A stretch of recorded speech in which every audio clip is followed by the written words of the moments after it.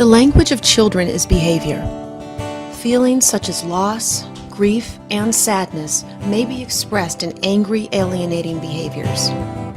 Children with attachment problems often try to protect themselves against further hurt, shame, and anxiety by using behavior to push away those closest to them. Fortunately, children with attachment disorders can be treated successfully. With the support of their families and help from trained professionals, these children can learn to have healthy, loving, and trusting relationships.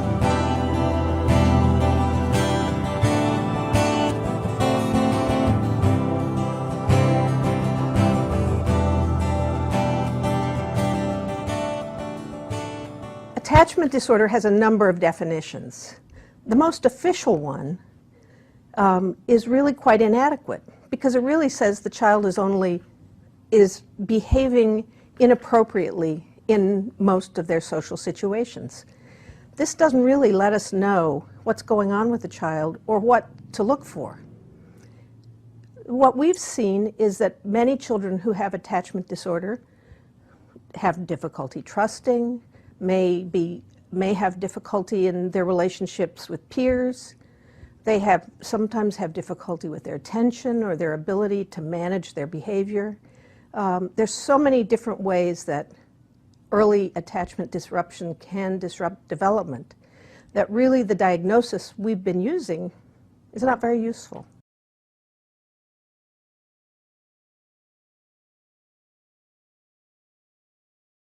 Attachment disorder can manifest in a number of ways, but the underlying feature of them all is that the baby or the child doesn't trust the caregiving environment to be there for him for whatever he needs.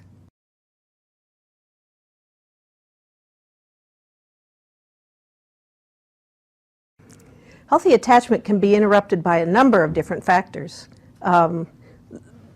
Probably the most obvious one is that a child can lose a caregiver. For a baby especially, a caregiver is their whole world, and losing a caregiver means losing everything. The other things that can interrupt a healthy attachment are illness of the mother when she's not available emotionally, unpredictable caregiving, and of course, abuse and serious neglect.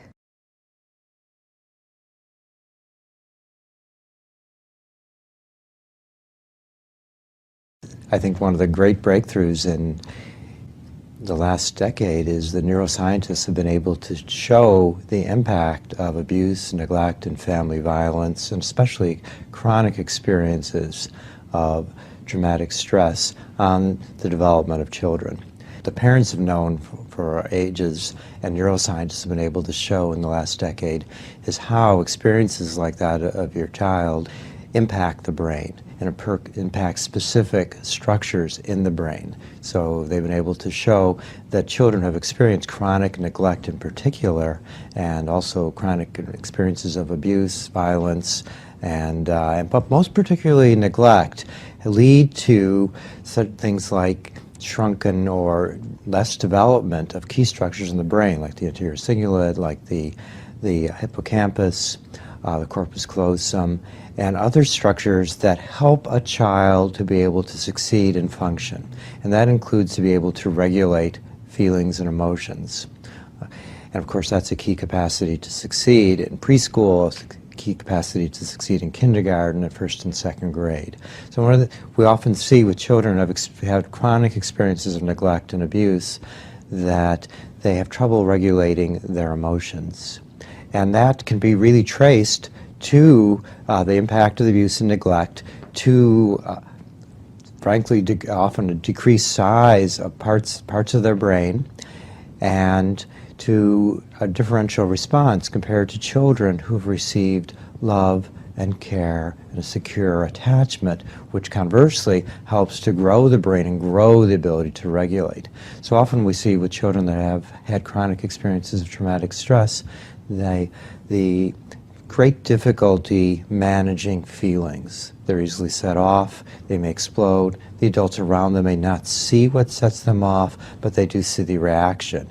and at times it could be frightening, and often that reflects what the child learned they needed to do to survive. They may have needed to scream, to wail, or they wouldn't have gotten fed in the orphanage. They may have been desperate for basic nurturance. They may have felt abandoned and feeling that any time a key adult leaves the room, that once again they could literally be starving or starving for attention, which we know again ties into what children need to develop.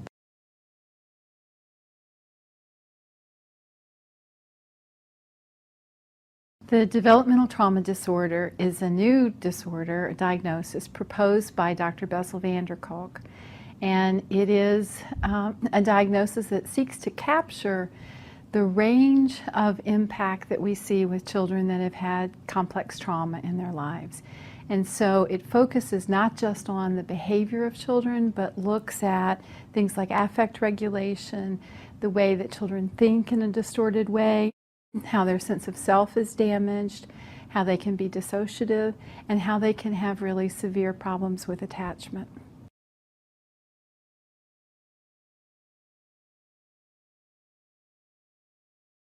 Well, as you see, the breadth of these problems overlap with a lot of different possible diagnoses. And so what's happened is children with attachment-related difficulties and trauma have tended to collect a range of diagnoses like attention deficit disorder, bipolar disorder, other disruptive behavior disorders.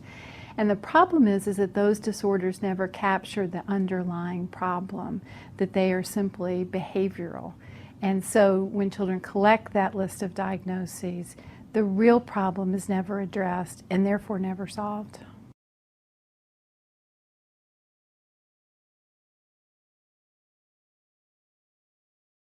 It seems to me that about 30-some years ago, Foster Cline is the person who really brought attachment disorder into the awareness of therapists and parents. At that point in time, I think it's pretty safe to say that it was almost a completely psychosocial model in a psychosocial disorder. As neuroscience knowledge has exploded in the past 10 years, maybe even 5 years, certainly the entire attachment field has embraced that knowledge and used it to have even a broader understanding and maybe a more specific understanding of what was thought to be primarily a psychosocial problem. I think that people knew that trauma, and the early people talking about attachment disorder certainly explained and discussed trauma and the impact that it had on attachment disorder. But I think they guessed that there was some actual physiological involvement, but there wasn't enough research to lead us to that conclusion. And now that's pretty much where the field is in terms of being related very specifically to trauma and how trauma has impacted brain development and has impacted the psychosocial aspect of what was initially looked at.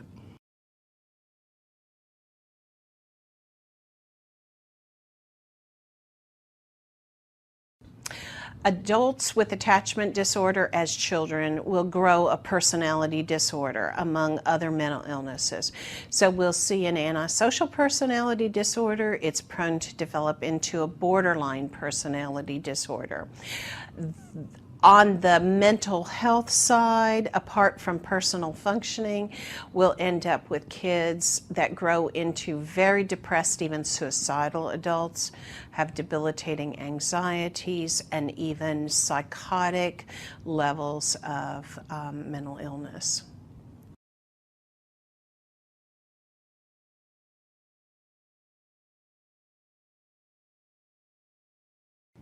They'll end up with two different kinds of difficulties. One will be in their personality functioning, which we refer to as personality disorders.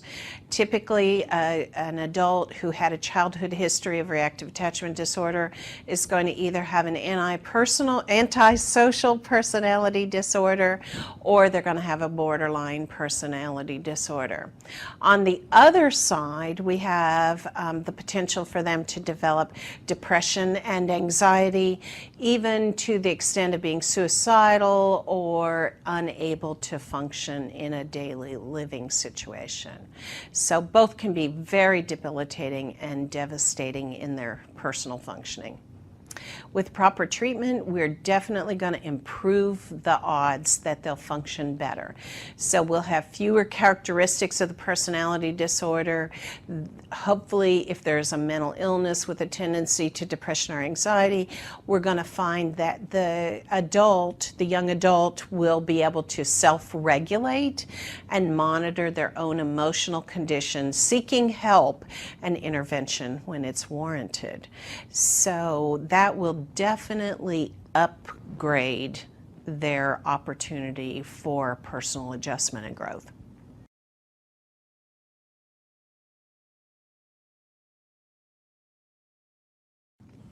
There's so many variabilities in whether or not children heal, but I think we are fast approaching a time when we have at our disposal most of the tools we need to help children and families heal. We know what to look for. We know how to observe once we didn't. We know that since behavior is always meaningful, always stands for something, we know how to look for that. We know how to follow it up with questions, and we know how to support families. We don't always do that, but we certainly have the tools, and therefore I would say all children soon will have the potential to heal.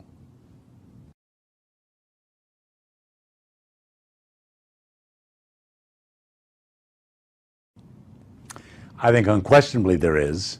From my perspective as a clinician, the hope lies particularly in 2 or 3 discoveries of the last few years. One of them is our finally coming to grips with the fact that babies remember, that young children know about their experiences and can and do tell us about them and their behavior.